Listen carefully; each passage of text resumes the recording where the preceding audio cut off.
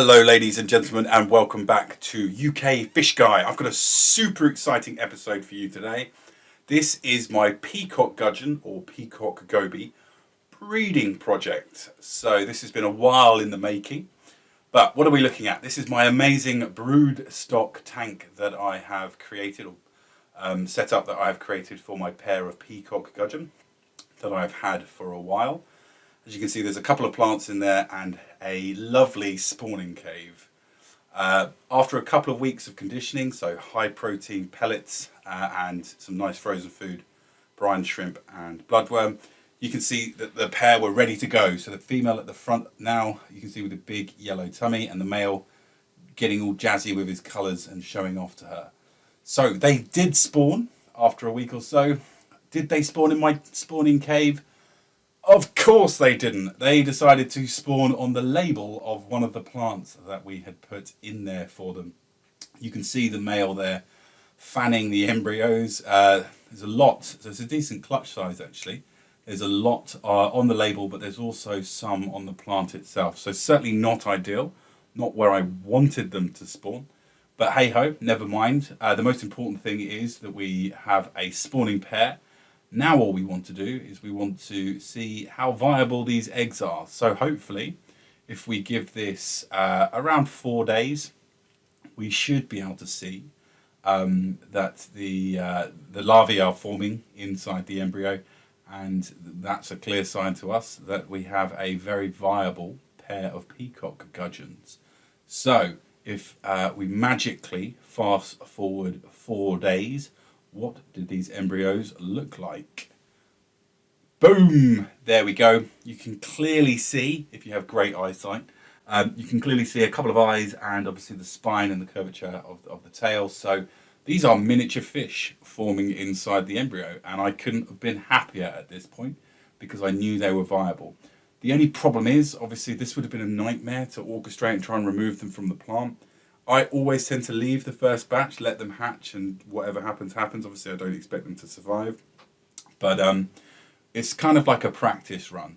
So we had to wait for these guys to hatch, and then 7 days later, after these guys were actually spawned, I took that plant out, and the Peacock Gudgeon decided to behave themselves this time, and the breeding cave that I painstakingly ordered from eBay for them, they spawned in it. This is quite hard to film, but you should be able to see at the back and at the top of this cave, you can see the nice clear embryos again. So these have just been laid, the male turning upside down and giving them a good fan. So 4 days later, being kept at 26 degrees Celsius, let's look at the embryos again. Now all of a sudden it's a nice dark patch. So they are ready to rock and roll. They will hatch on day 5 if kept at this temperature, from my experience. So it is time to remove them and put them in my fluval hang-on breeding box. This is a really clever bit of kit. So it's basically, what it's doing is it's air driven and it's bringing water into this chamber at a rate that you can control and then back out into the tank. So it's actually part of the tank effectively. So easy to maintain the water quality. I put a rigid airline in there just under or just below the eggs. I did turn the aeration up a little bit after this, and I can effectively now leave this overnight and see what happens in the morning. And boom, they hatched. Now don't be alarmed, this is how they look when they hatch. They're absolutely tiny, a couple of eyelashes sort of thick, and they lie on the bottom. They don't do anything. They're currently they've got a yolk sac, so they've got like a food reserve that they're living off, and they don't swim around. But the very next day, they come up into the water column and look like this. How cool is this?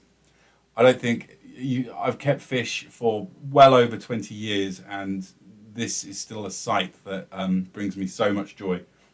Really, really good numbers in here.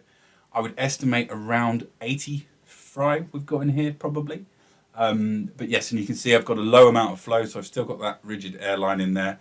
It's maybe a couple of bubbles every 5 seconds, but it's just enough to keep them in sort of like a circular suspension, which is great. But more importantly, it will keep the food in suspension for longer as well. So what are we going to feed these guys? I went for a combination of liquefy, first food, powder food, first foods, powder food, the fluval bug bites, tropical mix, and the color enhancing mix as well. The reason I wanted to do this with all three is because they all bring something nutritionally, in terms of nutritional value, they bring something different to the table. Most importantly is vitamin C, various forms of vitamin C, but these guys use a scorpal palmitate and a scorpal phosphate, which means it's not going to disperse. Then I'm going to have fish that have vitamin C deficiency. As you can see, my lovely assistant, my fiance, grinding it up in a pestle of water to make sure that it is small enough for them to eat. I also started a paramecium culture, which you can see here. I've got a separate video showing you how to do that. I'll put a link in the description for that. So they were being fed a combination of this fine powdered food, very high in nutrients and had everything that we needed them to have in there, and they were also being fed paramecium as a live food as well. Really easy way to tell if they're eating it. Well, first of all, if they weren't eating anything, they'd very quickly die. They have very high metabolisms. But these guys are pretty much transparent, so you'll actually be able to see, maybe not in this video, unless you pause and zoom in on one that might be in focus. They are incredibly hard to film. But you'll see their gut, you'll see their stomach be filled with the powder food. The paramecium, not so much, obviously, because it is transparent in nature, but you'll be able to see that they have been eating that lovely powdered food that we put in there. Oh, and you can just see there that the male and female had spawned again in the absence of their cave, because their cave was still out. Right, so these guys now are a couple of weeks old, starting to look like little fish, which is really cool.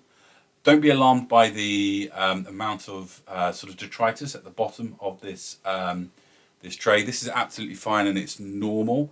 The one thing you do not want to do is ever disrupt that, because there'll be nasties in there like hydrogen sulfide. Basically, just keep it building up until the fish are big enough to take out, and then you can give it a big clean, and then it will look like this. So these guys are 2 months old now, and as you can see, they're starting to develop their pigment.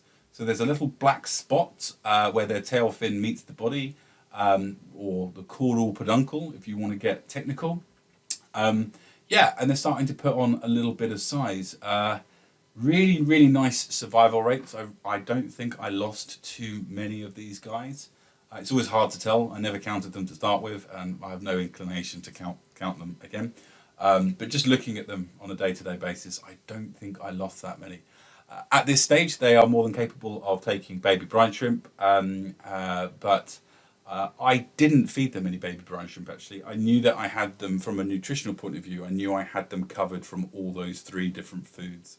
So I did start feeding them frozen cyclops because that's slightly easier, but yeah. So the big day came at month 4, and they went into the parents' tank that was previously the broodstock tank. They went into the big tank.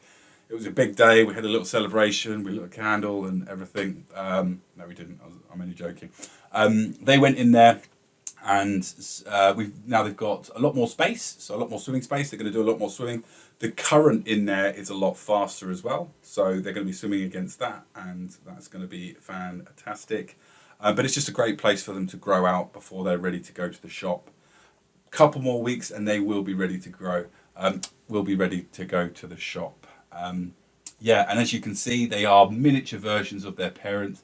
They're incredibly colourful, absolutely stunning fish. These have such a lovely temperament. They don't cause any problems in a community aquarium. As long as you keep them, don't keep them with anything that can eat them, then they're a really, really nice addition. A little bit different, and certainly add a splash of colour to it. So this has been my project. I've really, really enjoyed every single minute of it.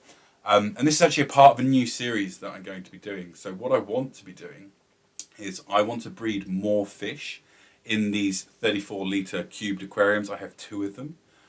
So if you have any suggestions, please do let me know. I'm not going to be doing anything like live bearers or anything that I would sort of see as like quite pedestrian and potentially very easy. I love live bearers and things like that, but I really want to challenge. So if you can think of a small fish that would be suitable to be bred and raised effectively in a 34-litre aquarium, please do put your suggestions in the comments. I would love to hear them. So yes, I think for once I am done talking. Sorry if it seems a little bit rushed. I did the narration afterwards and I was trying to keep up with the videos. But if you have any questions, please let me know in the comments below. And as always, if you like this content, please like, subscribe and hit that notification bell. Other than that, have a fantastic day, evening, whatever. And hopefully I will see you again soon.